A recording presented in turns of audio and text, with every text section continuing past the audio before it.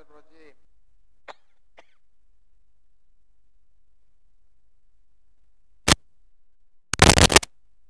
وإذ قال لقمان لابنه وهو يعظه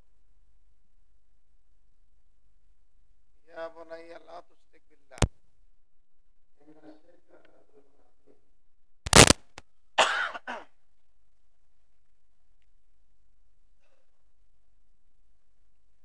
আলহামদুলিল্লাহ, আল্লাহ সুবহানাহু ওয়া তাআলার যাবতীয় প্রশংসা যে আল্লাহ সুবহানাহু ওয়া তাআলার বিশেষ অনুগ্রহে চাঁদপুর মুসাব বিন উমাইর রাদিয়াল্লাহু আনহু জামে মসজিদ ও মাদ্রাসা কমপ্লেক্সে তার ইবাদতের জন্য উপস্থিত হতে পেরেছি। যে আল্লাহ তাআলা সুযোগ করে দিয়েছেন, তৌফিক দিয়েছেন, সে আল্লাহ সুবহানাহু ওয়া তাআলার নিকট আমরা কালিমাতুশ শুকর আদায় করছি। আলহামদুলিল্লাহ। সালাতু সালাম আমাদের প্রিয় নবী মুহাম্মদুর রাসূলুল্লাহ সাল্লাল্লাহু আলাইহি ওয়াসাল্লামের প্রতি। আল্লাহুম্মা সাল্লি ওয়া সাল্লিম ওয়া বারিক আলাইহি। সম্মানিত দিনী ভাইরা, ফেসবুক লাইভের মাধ্যমে যারা দূরে এবং কাছে থেকে, দেশ বিদেশ থেকে আমাদের এই জুমার খুতবা শ্রবণ করছেন, উপভোগ করছেন, তারা সহ সকলের সুস্বাস্থ্য কামনা করে আমি এই জুমার খুতবায় নির্ধারিত বিষয়ের উপরে কোরআন এবং সুন্নাহ থেকে কিছু কথা বলবো ইনশাআল্লাহ। আল্লাহ সুবহানাহু ওয়া তাআলা যেন আমাকে দলিল ভিত্তিক তথা কোরআন সুন্নাহ ভিত্তিক কিছু কথা বলা, নাসিহা পেশ করার, উপস্থাপন করার এবং আপনাদের মনোযোগ সহকারে শ্রবণ করার, সর্বোপরি আমাদের সকলকে আমল করার তৌফিক দান করুন। আমরা অনেক কথা বলি কিন্তু কাজ করি কম। আমরা যা বলবো সে অনুযায়ী আমাদের কাজ করতে হবে। তবে যত কথা শুনি তত কথা তো আর মনে রাখাও সম্ভব হয় না, মনে থাকেও না। আমাদের যে ব্যস্ততা, এই ব্যস্ততার কারণে আমরা সেগুলো মনে রাখতে পারি না। তবে আপনাদের আমাদের নিয়ত করতে হবে, সিদ্ধান্ত নিতে হবে, পাকাপোক্ত মনোবল থাকতে হবে যে প্রতিটা জুমার খুতবা থেকে বা প্রতিটা হালাকা থেকে বা প্রতিটা প্রশ্ন উত্তর পর্ব থেকে বা প্রতিটা দার্স থেকে আমরা কিছু যেন স্মরণ রাখতে পারি, আমল করতে পারি। এই নিয়তটা আমাদের প্রত্যেকের থাকা উচিত। আর এই নিয়ত আমাদের করতেই হবে, এই ইচ্ছে আমাদের পোষণ করতেই হবে, অন্যথায় আমরা সফল কাম হব না। নির্ধারিত বিষয় আপনারা দেখেছেন, অনলাইনে আমাদের মসজিদ কর্তৃপক্ষ একটি বিষয় নির্ধারণ করে দিয়েছেন। এই বিষয়কে সামনে রেখে আমরা কথা বলবো, আমরা কথা শুনবো ইনশাআল্লাহ। এই বিষয়গুলো আসলে নতুন বিষয় না, এটা চলমান বিষয়। সে বিষয়টা কি আপনারা অনলাইনে দেখেছেন যে আপনার সন্তানকে ইসলামী শিক্ষায় শিক্ষিত করুন। তার মানে ইসলামী শিক্ষার গুরুত্ব এখানে আসবে। এই বিষয়টার সাথে বর্তমান সময়েরও কি আছে, একটা মিল আছে। আমাদের বাংলাদেশে শিক্ষাবর্ষ একটা বিদায় নিচ্ছে। 2024 ইংরেজি শিক্ষাবর্ষটা আমাদের থেকে বিদায় নিচ্ছে। এটা আর ফিরে আসবে না।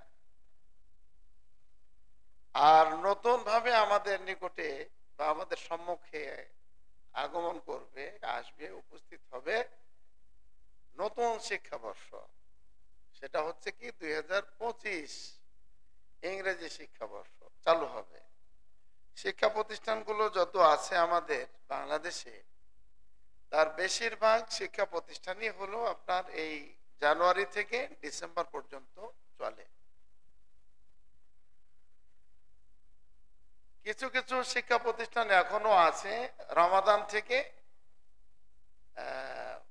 শাওয়াল, এই যে রমজান পর্যন্ত, শাওয়ালে শুরু হয়, রমাদানে সেটা শেষ হয়। বিশেষ করে কওমি মাদ্রাসাগুলো এখন আছে। আর কিছু শিক্ষা প্রতিষ্ঠান আছে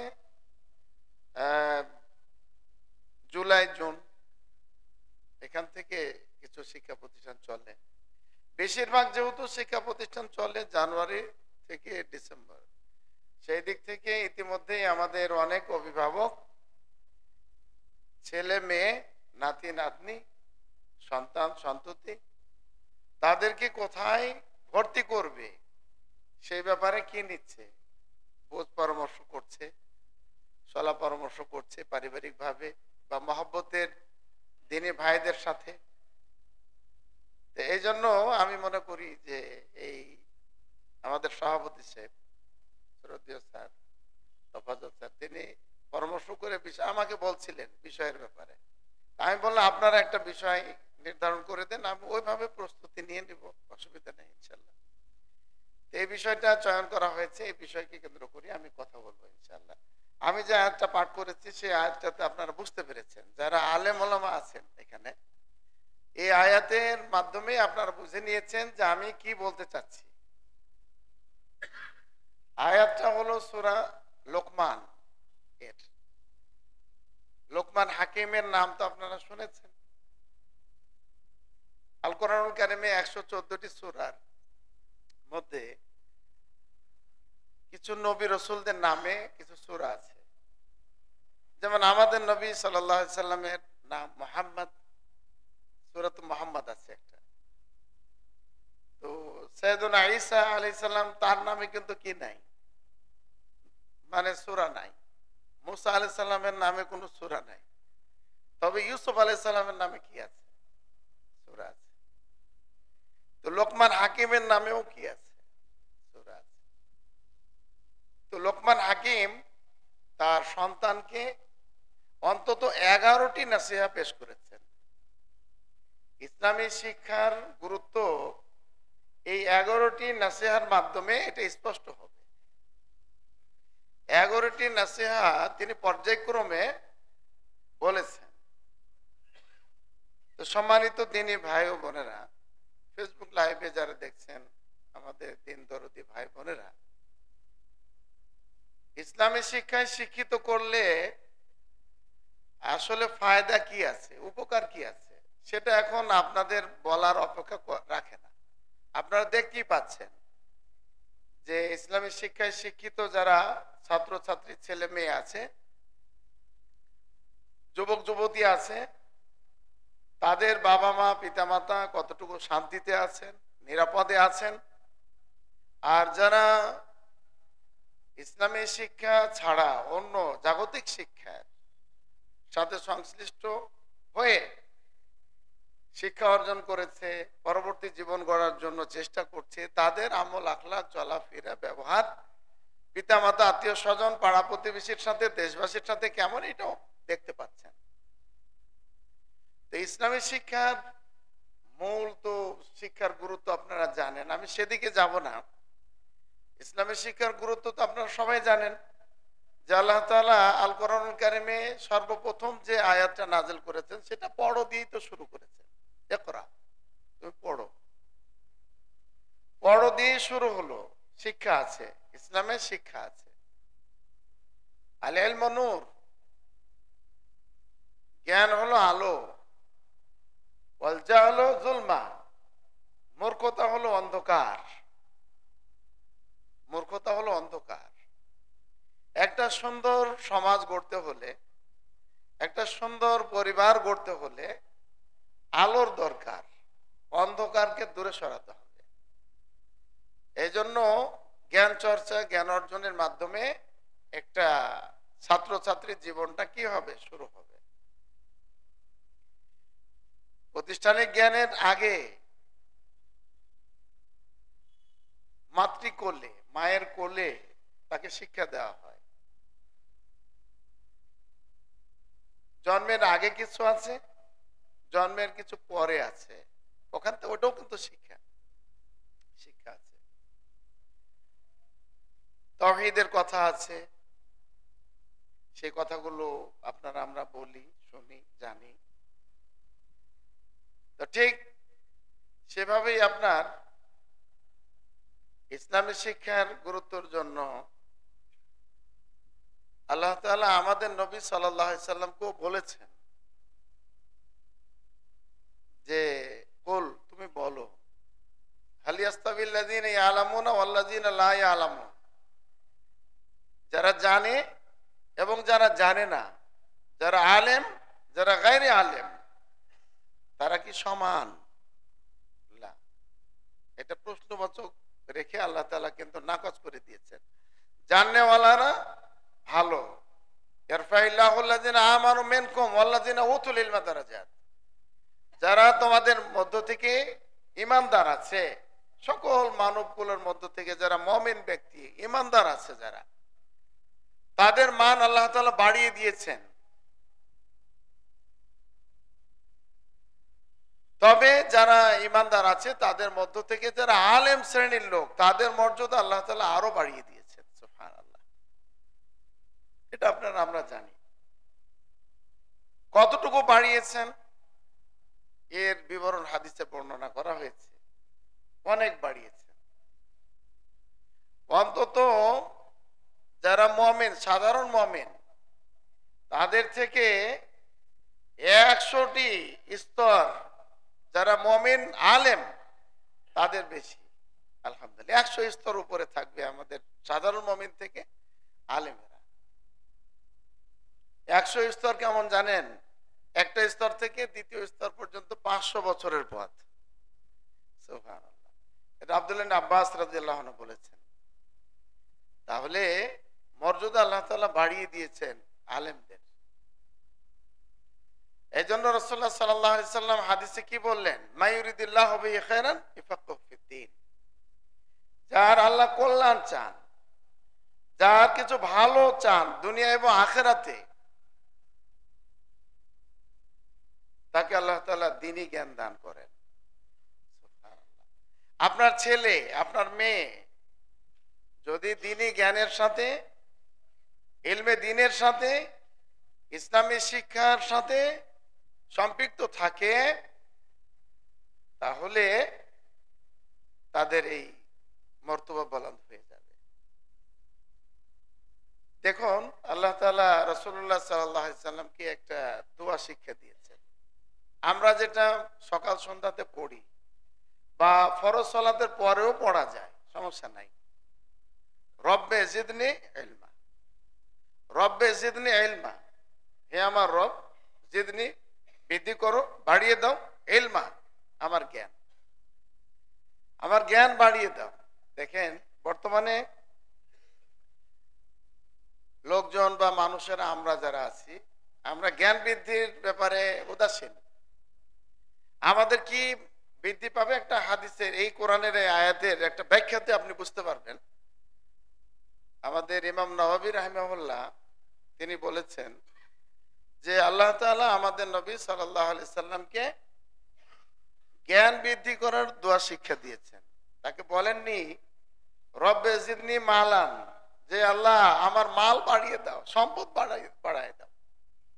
যে সম্পদ বৃদ্ধির জন্য রাত নাই, সকাল নাই, বিকাল নাই আমরা দৌড়াচ্ছি, হালাল নাই, হারাম নাই, যে সম্পদ অর্জনের জন্য আমরা দৌড়াচ্ছি। রাসূলকে কিন্তু এই মাল বৃদ্ধি করার জন্য কি করা হয়নি? দোয়া শিক্ষা দেওয়া হয়নি। তাহলে সম্পদ বৃদ্ধির জন্য কোনো মেহনত করা তেমন জরুরি না। আল্লাহ মাকফিনি বি হালালিক আন হারামিক ওয়া আগনিনি বিফাদলিকা আম্মান সিওয়াক, আমার চলমান জীবন চলতে গিয়ে যতটুকু প্রয়োজন আল্লাহ সেটুকু আমাকে দাও, হালাল পন্থায় দাও। আমার কোনো অস্থিরতা নাই। আল্লাহুম্মা ইন্নী আসআলুকা ইলমান নাফিআ, আল্লাহ তোমার কাছে আমি চাচ্ছি ইলমে নাফি, উপকারী জ্ঞান। ওয়া রিজকান তাইয়্যিবা, হালাল রিজিক চাচ্ছি, পবিত্র রিজিক, রুজির ব্যবস্থা করে দাও। ওয়া আমালান মুতাকাব্বালা, যে আমলটা করব আমি ইমানের সহিত আমি যে আমলটা করব, সে আমলটা যেন তোমার কাছে কবুল হয়, সেটা তুমি ব্যবস্থা করে দাও। সুবহানাল্লাহ। এটা ফরজ সালাতের পরে রাসূলুল্লাহ সাল্লাল্লাহু আলাইহি ওয়াসাল্লাম নিয়মিত পড়তেন এই দোয়া, জ্ঞান বৃদ্ধির দোয়া। এটাও শিক্ষা দেন নাই যে রব্বে জিদনি শারাফান, আমার মর্যাদা বাড়ায় দেও আল্লাহ। এখন মর্যাদার পিছনে অনেক দৌড়ায় মানুষ। আমাকে প্রধান অতিথি করলে আমি 1,00,000 টাকা দিয়ে দিলাম, আমার নামটা উপরে থাকলে আমি আরো 50,000 টাকা বাড়ায় দিলাম। মান সম্মান পদ পদবীর জন্য আমরা অনেকেই মরিয়া হয়ে পরিশ্রম করি, আমরা যাই না। আল্লাহ তাআলা কিন্তু এটা দেন নাই যে তুমি বলো যে আল্লাহ তুমি আমার মর্যাদা বাড়িয়ে দাও, না। আল্লাহ এটাও কি করেন নাই, শিক্ষা দেন নাই যে রব্বে জিদনি ওয়ালাদান, আমার সন্তান আদে বাড়িয়ে দাও। এখন তো যার ছেলে মেয়ে বেশি আছে, বিশেষ করে ছেলে সন্তান বেশি আছে, শিক্ষিত হোক বা না হোক, কোরআন সুন্নাহর আদলে শিক্ষিত হলে তারা খারাপ করবে না, ইসলামী শিক্ষায় শিক্ষিত হলে তারা কোনো অন্যায় করবে না, তারা দ্বীনের কাজ করবে, ভালো করবে। আর যদি তারা দ্বীনি শিক্ষায় শিক্ষিত না হয়, তাহলে যার সন্তান বেশি আছে সমাজে, পাড়া প্রতিবেশীকে অস্থির করে ফেলবে। আজকে এই মামলা দিচ্ছে, আজকে এই মামলা দিচ্ছে, এই কাজ করছে, এই বিরুদ্ধে লেখালেখি করছে, ইত্যাদি এগুলো করবে। আল্লাহ তাআলা কিন্তু রাসূলকে এই শিক্ষা দেন নাই যে আল্লাহ তুমি আমার সন্তান বাড়ায় দাও, বরং কি শিক্ষা দিয়েছেন, রব্বে জিদনি ইলমা। মা হুয়াল ইলম আল ইসলামি আদ-দীনি আন-নাফি', আমাদেরকে জেনে নিতে হবে যে উপকারী জ্ঞান কোনটি। আপনারা হাদিসে পড়েছেন, জানা কথা, আমি শুধু ওয়াজাক্কির, স্মরণ করিয়ে দাও, ফাইন্না যিকরা, কারণ স্মরণ করিয়ে দেওয়া, উপদেশ দেয়া, এটা হলো তো তানফাউল মুমিনিন, মুমিনদের কি হবে, উপকার হবে। তো এই ক্ষেত্রে মানুষ যখন মৃত্যুবরণ করেন, ইজা মাতাল ইনসান, মানুষ যখন মৃত্যুবরণ করেন, তখন ইনকাতা আনহু আমালু, তার সমস্ত আমল যেগুলো করতো দুনিয়াতে, সালাহ সিয়াম সহ যা আমল, সে আমলগুলো তো বন্ধ হয়ে গেছে, মারা গেছে। কিন্তু ওখানে দেখছেন না যে 3টি আমল এর সব চলমান থাকে, সদকা জারি, আপনারা জানেন। দ্বিতীয়টা হলো ইলমিন ইনতাফা বিহি, এমন জ্ঞান আপনি পৃথিবীবাসীকে শিক্ষা দিয়েছেন। আলহামদুলিল্লাহ, এই যে মুসআব বিন উমাইরের মাধ্যমে আপনারা দ্বীনি ভাইয়েরা বোনেরা, বিভিন্ন পর্যায়ের ব্যক্তিবর্গ, মুসল্লি ভাইয়েরা, আপনারাও এর মধ্যে আছেন। তো এই যে দ্বীনি জ্ঞান, সহি জ্ঞানটা আপনারা মানুষদেরকে শ্রবণ করানো, শেখানোর একটা ব্যবস্থা করেছেন। শুধু নিজেরাই শিখছেন তা নয়, অনলাইনের মাধ্যমে আপনারা বিশ্ববাসীর কাছে কি করে দিচ্ছেন, এ বার্তা পৌঁছে দিচ্ছেন। এই যে একটা জ্ঞান চর্চা, জ্ঞান বিতরণের একটা পরিবেশ করে রেখেছেন, আপনারা এর মধ্যে পড়বেন, যারাই করবে তারাই পড়বে, এর আওতাভুক্ত হবে। আর ইলমিন ইনতাফা বিহি, এমন ইলম রেখে গেলেন যে ইনতাফা বিহি, মানুষের উপকার হয়, উপকারী জ্ঞান। তাহলে উপকারী জ্ঞান থেকে আমরা কি বুঝি, একটু বুঝে নেই। উপকারী জ্ঞান হলো সেটা যে ইলম বা যে জ্ঞানের মাধ্যমে আপনি আমি আমার রবকে চিনতে পারি, বা আমাদের রবকে আমরা চিনতে পারি, রবের পরিচয় পাই, যে জ্ঞানের মাধ্যমে, যে শিক্ষার মাধ্যমে, যে শিক্ষা প্রতিষ্ঠানের মাধ্যমে আমি আমার রবের পরিচয় পাচ্ছি। রবের পরিচয় মানে আর আল্লাহ সুবহানাহু ওয়া তাআলা আমাদের ইলাহ, তাওহীদের কথা জানছি, তাওহীদুল রুবুবিয়্যার কথা জানছি, সৃষ্টি করা এবং পরিচালনার দিক থেকে আল্লাহ সুবহানাহু ওয়া তাআলা একক, অদ্বিতীয়, কেউ নাই, জানতে পারি যে জ্ঞানের মাধ্যমে। তাওহীদুল উলুহিয়্যা, তাওহীদুল ইবাদা, সমস্ত যাবতীয় ইবাদত হচ্ছে আল্লাহর জন্য, যে জ্ঞানের মাধ্যমে আমি জানতে পারবো। তাওহীদুল আসমাই ওয়াস সিফাত, আল্লাহ তাআলার অসংখ্য অগণিত নাম আছে। ওয়ালিল্লাহিল আসমাউল হুসনা, আল্লাহ তাআলার সুন্দর সুন্দর কিছু নাম আছে, আর কিছু গুণবাচক গুণাবলী আছে, গুণবাচক নাম আছে।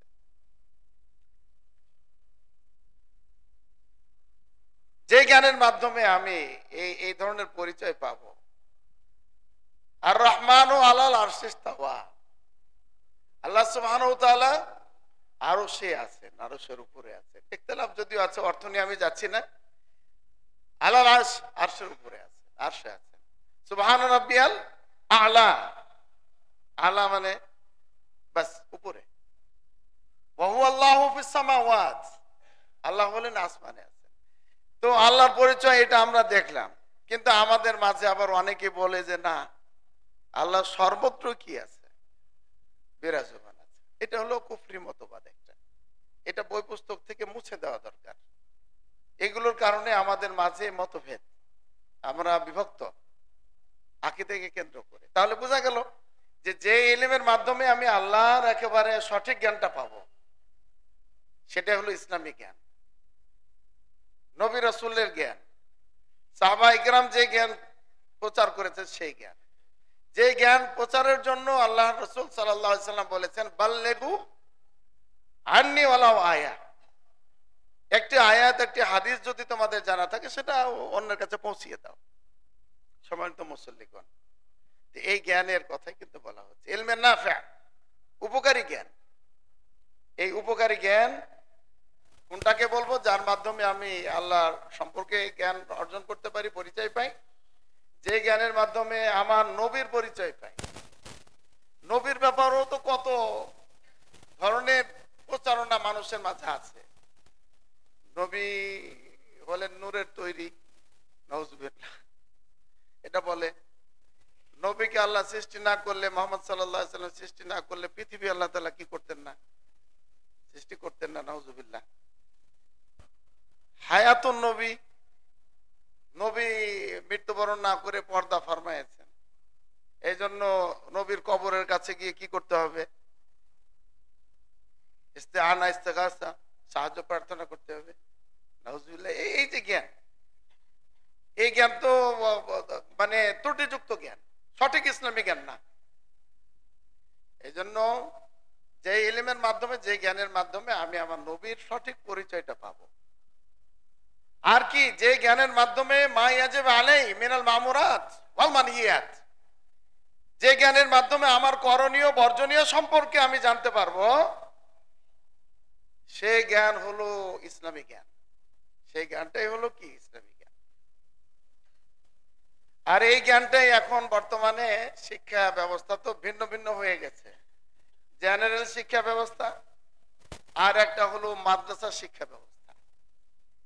এই মাদ্রাসা শিক্ষা ব্যবস্থার মধ্যে এই জ্ঞানটা এখন বর্তমানে দেওয়া হচ্ছে। যদিও মুসলিম হিসাবে, আমাদের ইসলামী এই মুসলিমদের দেশ হিসাবে, এই দেশে এই ধরনের বিভাজন, এই ধরনের পার্থক্য থাকার কথা ছিল না। একটা স্তর পর্যন্ত ইসলামী জ্ঞানের আর অন্যান্য জ্ঞানের সমন্বয়, যেমন মাদ্রাসাগুলোতে এক সময় বাংলা, ইংরেজি, গণিত, বিজ্ঞান পড়ানো হতো না। এখন আলহামদুলিল্লাহ কি হচ্ছে? বাংলা পড়ানো হচ্ছে, ইংরেজি পড়ানো হচ্ছে, গণিত পড়ানো হচ্ছে। আর আল কোরআনুল কারীমের ভাষা আল লুগাল আরাবিয়া, রাসূলের ভাষা আল লুগাল আরাবিয়া, আর ইসলামী কিতাব অন্যান্য যেগুলো আছে সেগুলোর যে ভাষা সেটা হলো কি? আল লুগাল আরাবিয়া। এটাও আছে আলহামদুলিল্লাহ। তো এই হিসাবে আমাদের এই মাদ্রাসা শিক্ষা ব্যবস্থা, সেখানেই আল্লাহ সম্পর্কে পরিচয় পাওয়া যায়, নবী সম্পর্কে পরিচয় পাওয়া যায়, আর নিজের করণীয় বর্জনীয় সম্পর্কে কি হয় পরিচয় পাওয়া যায়। তো এই বছর এর শেষ মুহূর্তে এসে আমাদেরকে সিদ্ধান্ত নিতে হচ্ছে যে আমরা কোথায় পড়াবো। আমার ছেলেকে, আমার মেয়েকে ইসলামী শিক্ষায় শিক্ষিত করব। ইসলামী শিক্ষায় শিক্ষিত করা মৌলিক যেগুলো বিধান আছে, যেমন ইসলামী শিক্ষায় শিক্ষিত করার মধ্যে একটা হলো যে আমাদের ছেলে মেয়েদেরকে তাওহীদের শিক্ষা দিতে হবে। তাওহীদের বিপক্ষে যেটা আছে সেটা হলো শিরক। যে শিরক থেকে বাঁচার জন্য আল্লাহ তাআলা তো শিরক করাকে হারাম করেছেন। আল্লাহ কোরআনে একাধিক আয়াতে বলেছেন। সাইয়েদনা লোকমান আলাইহিস সালামও কি করেছেন? ইয়া বুনাই, হে আমার বৎস, আমার ছেলে, লা তুশরিক বিল্লাহ, তুমি শিরক করবা না। ইন্না শিরকা লাযুলমুন আযীম, নিশ্চয় আল্লাহর ইবাদতে কাউকে শরীক করা এটা হলো বড় জুলম। এই আয়াত নাযিল হলে সাহাবায়ে কেরাম বিচলিত হলেন। সবাই তো আমরা কিছু না কিছু জুলুম করি। জুলুমের একাধিক অর্থ আছে, ওনারা শাব্দিক অর্থই বুঝেছিলেন। তখন সাহাবায়ে কেরামকে রাসূলুল্লাহ সাল্লাল্লাহু আলাইহি সাল্লাম সান্ত্বনা দিলেন যে না, তোমরা যেটা বলেছো যে আয়াত ওই যে নাযিল হলো, সেটা হলো কি আল্লাযিনা আমানু, যারা ঈমান এনেছে, ওয়ালাম ইয়ালবিসু ঈমানাহুম বিযুলম, যারা নিজের ঈমানকে জুলমের সাথে কি করেনি, সংমিশ্রণ করেনি। সাহাবায়ে কেরাম বিচলিত হয়ে গেলেন। এই জুলুমের অর্থ, স্বাভাবিক অর্থ যেটা অত্যাচার করা, অন্যায় করা, মানুষের উপরে, নিজের উপরে জুলুম, সেটাকে নিয়েছেন। রাসূলুল্লাহ সাল্লাল্লাহু আলাইহি সাল্লাম বললেন, আলাম তাসমাউ ক্বালা লোকমান ইবনে, যে তোমরা কি এটা শোনোনি যে লোকমান আলাইহিস সালাম তার ছেলে বৎসকে জুলমের কথা বলেছেন কি, লা তুশরিক বিল্লাহ ইন্না শিরকা লাযুলমুন আযীম, কারণ শিরক হচ্ছে বড় জুলুম। এখানে আল্লাহ তাআলা যে ঈমানের সাথে সংমিশ্রণ না করার কথা বলেছেন সেটা হলো এই শিরক না করার কথা বলেছেন। শান্ত হয়ে গেলেন। তাহলে যে জ্ঞানের মাধ্যমে আমি আপনি তাওহীদের জ্ঞান পাবো, শিরক থেকে বাঁচার জ্ঞান পাবো, এবং রাসূলুল্লাহ সাল্লাল্লাহু আলাইহি সাল্লামের সুন্নাহ জানতে পারবো, এবং বিদআত থেকে কি করতে পারবো, অবগত হতে পারবো, বিরত থাকতে পারবো, সেই জ্ঞানের কথা এখানে বলা হয়েছে। যে জ্ঞানের মাধ্যমে আরকানুল ইসলাম, ইসলামের মূল ভিত্তি আমরা জানতে পারবো, আমাদের ছেলেরা মেয়েরা জানতে পারবে, আমাদের কোমলমতি ছেলে মেয়েরা ছাত্রছাত্রীরা জানতে পারবে। বুনিয়াল ইসলাম আলা খামসিন, ইসলামের মৌলিক 5টি স্তম্ভ আছে, সেটি সম্পর্কে যে জ্ঞানের মাধ্যমে কি দেওয়া হয়, অবগতি দেওয়া হয়, ইলম দেওয়া হয়, সে জ্ঞান হলো ইসলামী জ্ঞান। যে জ্ঞানের মাধ্যমে আরকানুল ঈমান শেখানো হয়, ঈমানের রুকন শেখানো হয়, যে জ্ঞানের মাধ্যমে আমরা জানতে পারি মিনাল আখলাক আল ফাদিলা, উত্তম চরিত্র। উত্তম চরিত্রের মধ্যে কি আছে? উত্তম চরিত্রের অনেকগুলো দিক আছে। উত্তম চরিত্রের মধ্যে একজন ব্যক্তি, মুসলিম ব্যক্তি অন্য মুসলিমের সাথে সাক্ষাৎ হলে আসসালামু আলাইকুম ওয়া রাহমাতুল্লাহি ওয়া বারাকাতুহু, উত্তম চরিত্র, ভালো। যে জ্ঞানের মাধ্যমে ছোট বড়দের মান কি করে, সমুন্নত রাখে, ছোটরা বড়দেরকে সম্মান করবে এবং বড়রা ছোটদেরকে কি করবে, স্নেহ করবে। যে জ্ঞানের মাধ্যমে আমাদের ছেলে মেয়েরা আল আদাব আল ইসলামিয়া, ইসলামী জ্ঞান, ইসলামী আদব, ইসলামী শিষ্টাচার শিখবে, সেটা হলো ইসলামী জ্ঞান। যেমন ইসলামী শিষ্টাচারের মধ্যে সালাম বললাম, তারপরে ঘুমানোর দোয়া আছে। ঘুমানোর সময় আমাদের দোয়া পড়তে হয় না, আল্লাহুম্মা বিসমিকা আমুতু ওয়া আহইয়া, শুধু এই ছোট্ট একটা দোয়া আমরা জানি, তবে হাদিসে তো একাধিক দোয়ার কথা বলা হয়েছে, একাধিক দোয়ার কথা বলা হয়েছে। যে জ্ঞানের মাধ্যমে ঘুম থেকে জাগ্রত হওয়ার পর দোয়া পড়তে হয়, আলহামদুলিল্লাহিল্লাযী আহইয়ানা বা'দা মা আমাতানা ওয়া ইলাইহিন নুশুর, যে জ্ঞানের মাধ্যমে জানতে পারবে, আমাদের ছেলে মেয়েরা জানতে পারবে, সেটা হলো ইসলামী জ্ঞান। যে জ্ঞানের মাধ্যমে আমাদের বাচ্চারা কাজাইল হাজা, মলমূত্র ত্যাগ করা, টয়লেটে যাওয়া, পায়খানা যাওয়ার, প্রবেশ করার দোয়া শিখতে পারবে, বিসমিল্লাহ আল্লাহুম্মা ইন্নী আউযু বিকা মিনাল খুবুসি ওয়াল খাবাইস। যে জ্ঞানের মাধ্যমে জানতে পারবে টয়লেটে মলমূত্র ত্যাগ করার সময় কথা বলা যায় না, প্রস্রাব পায়খানা থেকে, এই নাপাকি থেকে বেঁচে থাকতে হয়, কারণ ইন্না আম্মাতা আযাবিল কবর বিল বাউল, মলমূত্র এই যে প্রস্রাব থেকে কিন্তু বেঁচে থাকে না। আল্লাহ রাসূল সাল্লাল্লাহু আলাইহি সাল্লাম কবরের দুটি কবরের নিকট দিয়ে যাচ্ছিলেন, আপনারা হাদিস জানেন, থেমে গেলেন। এই দুইজন ব্যক্তিকে কি দেওয়া হচ্ছে? আযাব দেওয়া হচ্ছে। থেমে গেলেন, একটা ডালা নিয়ে আসো। ডালা নিয়ে এসে সেটা দুই টুকরো করে দুইটা কবরের উপরে রেখে দিলেন। ওয়াহির মাধ্যমে জেনেছেন, আল্লাহ রাসূল সাল্লাল্লাহু আলাইহি সাল্লাম জ্ঞান গায়েব জানতেন না, ওয়াহির মাধ্যমে জানানো হয়েছে তিনি দুইটি টুকরা কেন করলেন?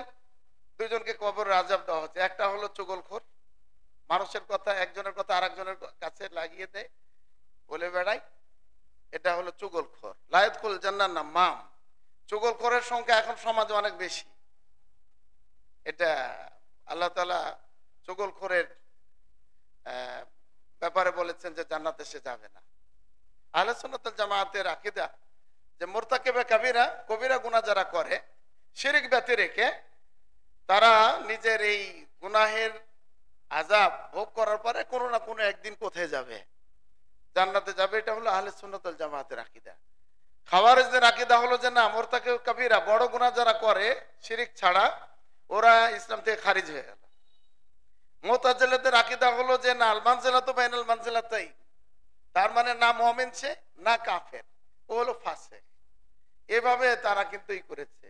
তো ওটা হলো মাসালা, ভিন্ন মাসালা। এটা যেটুকু আপনাদেরকে বললাম, এভাবে আমাদেরকে এই আল্লাহ রাসূল সাল্লাল্লাহু আলাইহি সাল্লাম শিক্ষা দিলেন যে কবরের আযাব হচ্ছে।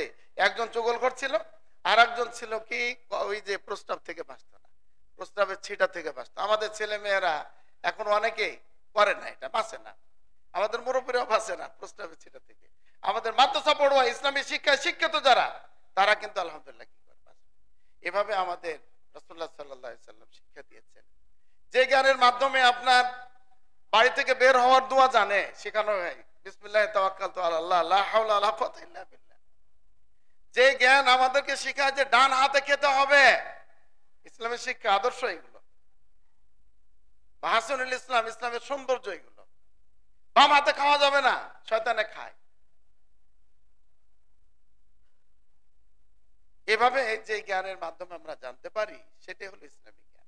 শিরক থেকে বাঁচার কথা বলেছেন লোকমান আলাইহিস সালাম। তারপরে বলেছেন যে আকিমিস সালাহ, সালাত আদায় করার কথা বলেছেন। ওয়ামুর বিল মারুফ, সৎ কাজের আদেশ করার কথা বলেছেন। ওয়ানহা আনিল মুনকার, অসৎ কাজ থেকে, খারাপ কাজ থেকে বিরত থাকার কথা এখানে বলেছেন সাইয়েদুনা লোকমান আলাইহিস সালাম তার ছেলেকে।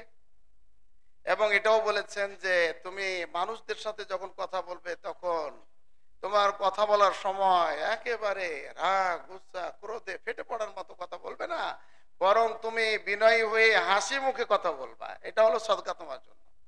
হাদিহি মিন মাহাসিনিল ইসলাম, ইসলামের শিক্ষার সৌন্দর্য এগুলো। এভাবে আমরা যদি আমাদের ছেলে মেয়েদেরকে সুশিক্ষায় শিক্ষিত করি, আমাদের মুসআব বিন উমাইর রাদিয়াল্লাহু আনহুর এই মসজিদে তাহফিজুল কোরআন বিভাগ আছে, সেখানে পড়াই।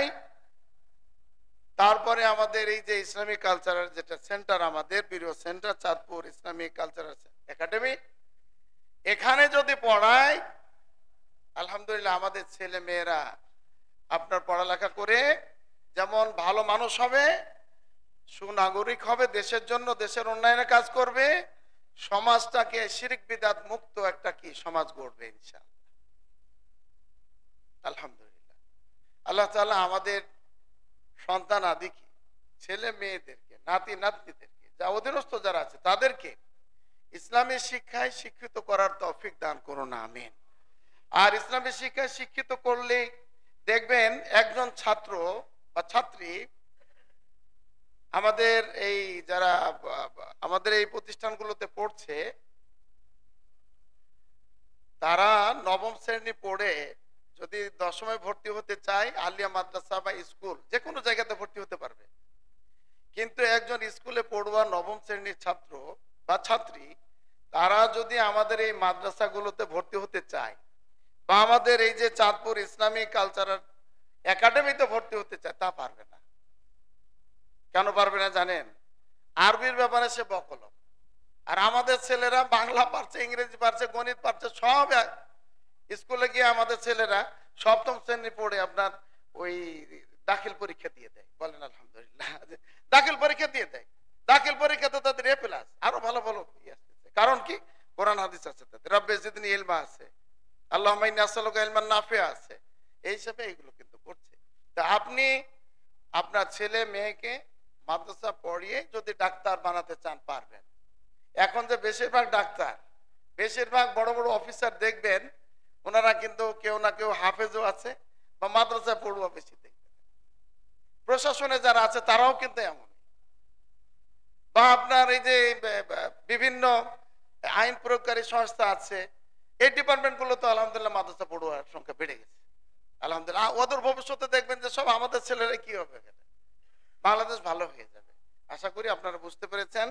আপনার ছেলে আপনার মেয়েকে ইসলামী শিক্ষায় শিক্ষিত করবেন, আপনার ছেলে মেয়ে ভালো মানুষে রূপান্তরিত হবে ইনশাআল্লাহ। আল্লাহ তাআলা আমাদেরকে, আমাদের ছেলে মেয়েদেরকে ইসলামী শিক্ষায় শিক্ষিত করে সুন্দরভাবে সমাজ গড়ার, রাষ্ট্র গড়ার কাজে অবদান রাখা, আন্তর্জাতিক মহলে কাজ করার, দিনী দাওয়াত, দিনী এবং দাওয়াতি কাজ করার, শিক্ষামূলক কাজ করার তৌফিক দান করুন।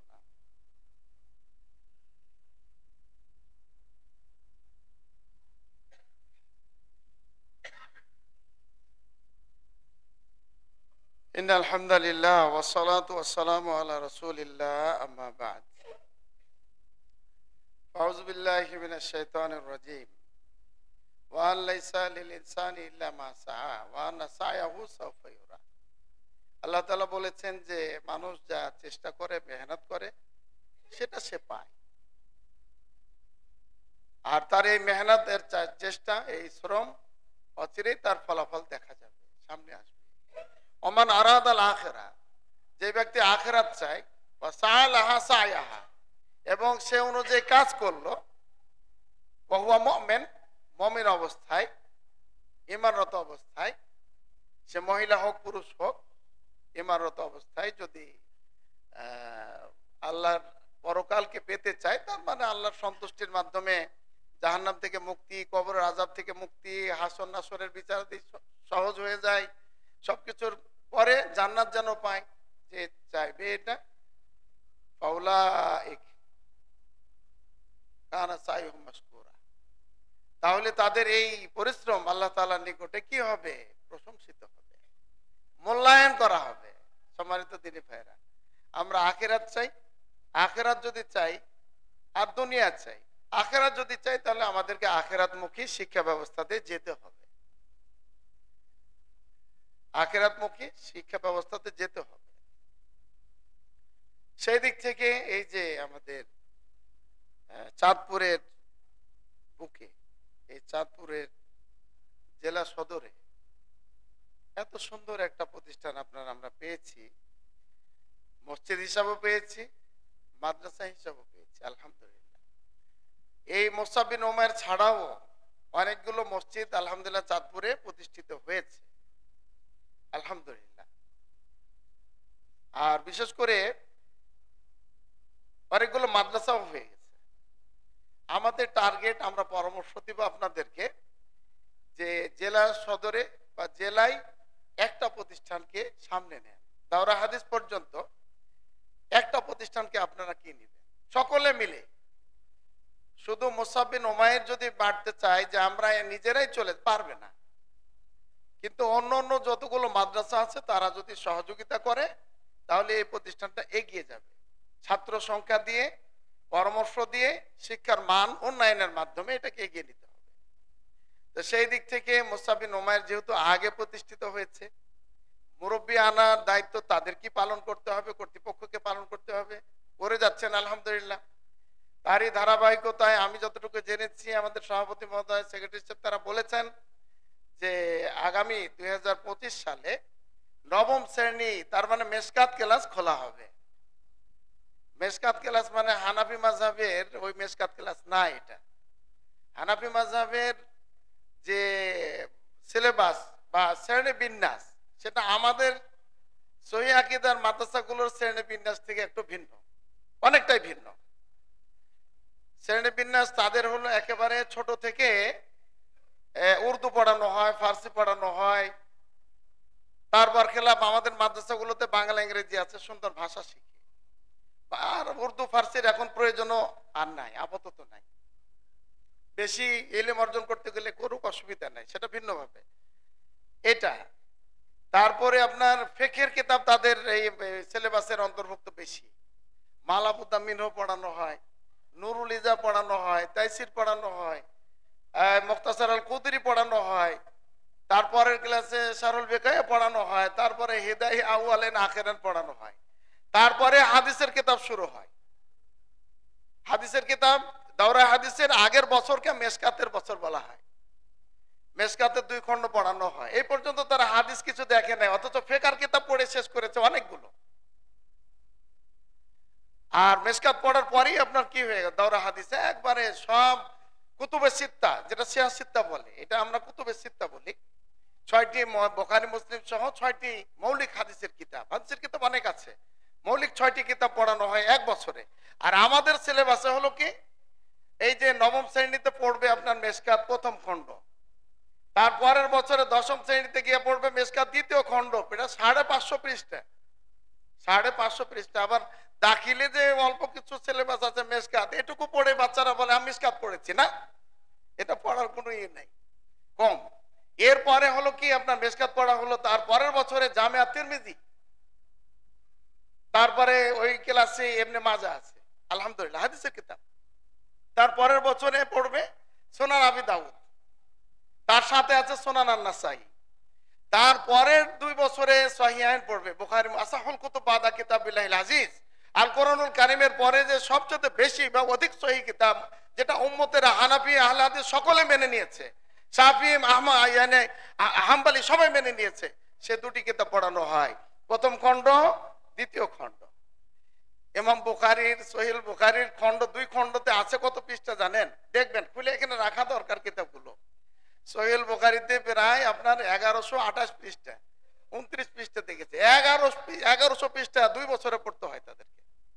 এভাবে হাদিসগুলো ধাপে ধাপে পড়ার কারণে, আকীদার কিতাব ধাপে ধাপে পড়ার কারণে, ফিকহের কিতাব ধাপে ধাপে পড়ার কারণে ছেলেদের ভিতরে ফিকহও যাচ্ছে, হাদিসও যাচ্ছে, আকীদাও যাচ্ছে, বাংলা ইংরেজিও যাচ্ছে, সব যাচ্ছে আলহামদুলিল্লাহ। এই জন্য সমুন্নত ইলম হচ্ছে আমাদের মাদ্রাসাগুলোতে, যেটা এই যে আমাদের ইসলাম চাঁদপুর ইসলামী কালচারাল সেন্টারে একাডেমিতে পড়ানো হচ্ছে। আগামী বছরে নবম খোলা হবে, ছাত্র দিবেন, বাস নবম হয়ে যাবে, তারপরে দশম হবে, এভাবে দাওরা হাদিস পর্যন্ত পৌঁছে যাবে। অন্য যারা আছে তারা হয়তো কিছু মাদ্রাসা রাখবে 5ম শ্রেণী পর্যন্ত, কিছু রাখবে আপনার 8ম শ্রেণী পর্যন্ত, কিছু মাদ্রাসা রাখবে 10ম শ্রেণী পর্যন্ত, কিছু রাখবে আপনার ওই যে উচ্চ মাধ্যমিক সানেবিয়া পর্যন্ত, তারপরে কুলিয়া পর্যন্ত একটা মাদ্রাসা, তারপরে যদি আরো প্রয়োজন দেখা দেয় 2টা মাদ্রাসা করা যেতে পারে। আশা করি আমি চাঁদপুরের দিনী ভাইয়েরা, সহিহ ভাইয়েরা বা মুসলিম ভাই বোনেরা, আপনারা বিষয়টাকে গুরুত্ব দিয়ে পরস্পরের সাথে সহমর্মিতা সহযোগিতা করে এই প্রতিষ্ঠানটাকে এগিয়ে নেন। যেহেতু জেলা সদরে আছে, জেলা সদরে থাকার কারণে তাদের মান অনেক ঊর্ধ্বে। আমরা গ্রামের লোক অনেক কিছু জানি না, শহরের লোক কিন্তু আমাদের থেকে অনেক 100 গুণ চালাক বেশি। আপনারাও মন খারাপ করবেন না, তুলনামূলক এটা বুদ্ধি বেশি। এই জন্য গ্রামের A+ পাওয়া ছাত্র আর এই যে শহরের আপনার এই A গ্রেড বা A- ছাত্র সমান বুদ্ধির দিক থেকে, শিক্ষার দিক থেকে, এগুলো আছে কিন্তু ব্যবস্থা। এই হিসাবে আপনারা এই প্রতিষ্ঠানটাকে গড়ে নেবেন, আশা করছি আপনারা এই কাজটা করবেন। আর এই মসজিদের যে ভবন তৈরি হবে ইতিমধ্যে আপনাদেরকে জানানো হয়েছে, 12 তলা বিশিষ্ট ভবন তৈরি হবে, মসজিদ হবে, তারপরে মাদ্রাসা হবে। আপনারা এখানে সবাই সহযোগিতা করবেন, সবাই সহযোগিতা করবেন। আল্লাহ তাআলা আপনাদেরকে সহযোগিতা করার তৌফিক দান করুন, আমিন। শুধু আপনারাই না, ফেসবুক লাইভে যারা আমাদের দেখতে পাচ্ছেন তারাও করবেন, করতেছেন, আরো করবেন। আর বিশেষ করে যারা পরিচালনায় আছেন, যারা পরিচালনা কমিটি হিসেবে আছে, তাদের যারা কাজ করে তাদেরই ভুল হয়, যার কাজ নাই তার কোনো ভুল নাই। এই জন্য যারা কাজ করবে তাদের ভুল ত্রুটি থাকবে, ভুল ত্রুটির ঊর্ধ্বে নয়। তাদের সাথে আপনারা পরামর্শ দিবেন, ভালো পরামর্শ দিবেন। আর দিন ও নাসিহা, তো পরিচালক যারা আছেন তাদেরকে আপনার পরামর্শ দিয়ে এগিয়ে নেবেন। আশা করি আমার যে কথাটা শেষ কথা ছিল যে শিক্ষার ব্যাপারে আপনারা প্রতিষ্ঠানকে বেছে নিন। এখানে টাকা পয়সা একটু অনেক সময় বেশি লাগে কম লাগে, এই জন্য যতগুলো তালিকা বর্তমানে ইমামরা বলতেছেন যে যতগুলো খাত আছে খরচের খাত, তার মধ্যে প্রথম তালিকার মধ্যে 1 নাম্বার তালিকার মধ্যে পড়বে সেটা হলো শিক্ষা খাত। শিক্ষা খাতকে আপনি সর্বাগ্রে অগ্রাধিকার দিয়ে আপনারা কি করবেন, বেতন পরিশোধ করবেন, ভর্তি বিষয়ক টাকা পয়সা পরিশোধ করবেন, শিক্ষার উপকরণ কিতাব পুস্তক সহ সব ক্রয় করে দেবেন, ড্রেস দিয়ে দিবেন, তার শিক্ষার জন্য যা যা ব্যাগ আছে সবকিছু ক্রয় করে দিবেন। দেখবেন যে আপনার বারাকা এসে গেছে। আশা করি আপনারা বুঝতে পেরেছেন আমি যা বলতে চাচ্ছি। সবকিছু মিলিয়ে আমাদের ইসলামী শিক্ষায় শিক্ষিত করলে আমরা দুনিয়া তো ভালো থাকবো, পরকালও ভালো থাকবো ইনশাল্লাহ। আর যখন বিশেষ করে আপনি জেনারেল পড়াবেন, আপনি যত বয়স বেশি হবে আপনার টেনশন বাড়বে, কেন এটা পড়াইলাম, কেন পড়াইলাম, সালাত আদায় করে না, জানাজা পড়াইতে পারে না, সিয়াম পালন করে না, খালি মোবাইল আর মোবাইল নিয়ে অনেক কিছু করছে, আপনার টেনশন বাড়বে।